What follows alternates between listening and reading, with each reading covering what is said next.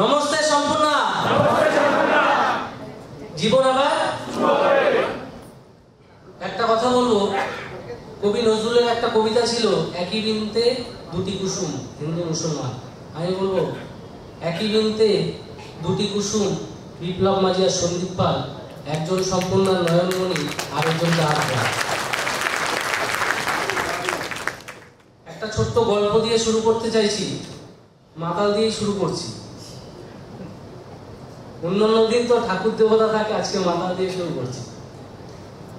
একবার এক মাতাল গেছে রেস্টুরেন্টে বসে মাল খাচ্ছে। এখন মালের অর্ডার করেছে, দাদা আমাকে এক বোতল বিয়ার দিয়ে যান। বিয়ারটা নিয়ে এসছে, বিয়ারটা খাওয়ার পরে সে এক বোতল বিয়ার খেয়ে নিলাম, তুই নেশা হলো না? দাদা আরেকটা বিয়ার দিয়ে যান। আরেকটা নিয়ে আসলো, সেটাও খেয়ে ফেললো।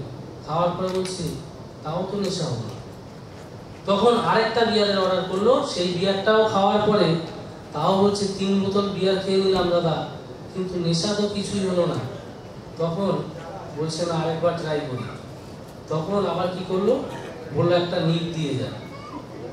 একটা অন্য ব্র্যান্ডের একটা নিপ অর্ডার করলো, সেইটা খাওয়ার পরে তখন তার মনে হচ্ছে যে একটু একটু করে এইবার নেশাটা হচ্ছে। তখন মনে মনে এই চিন্তা করছে আর বলছে, যা এতক্ষণ ধরে যে আমি 3টে বিয়ার খেলাম, 3টে বিয়ার তো বেকার খাওয়া হয়ে গেল। 3টে বিয়ার খেয়ে কিছুই হলো না, একটা নিপ খেয়ে আমার নেশা হয়ে গেল। তাহলে একটা নিপ খেলেই ভালো হতো, 3টে বিয়ার তো আমার বেকার পয়সা চলে গেল।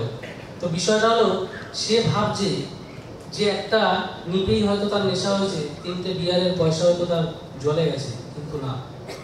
আজকে একটা নিপেও তার নেশা হয়নি, 3টে বিয়ারেও নেশা হয়নি। নেশাটা কিন্তু পুরোটা খাওয়ার জন্যই তার হয়েছে।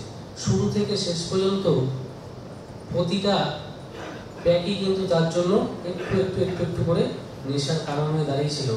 সে হয়তো বুঝতে পারেনি, তার অজান্তে মনে হয়েছে যে আমি হয়তো লাস্টের নিপটা খাওয়ার পরেই আমার নেশাটা হয়েছে।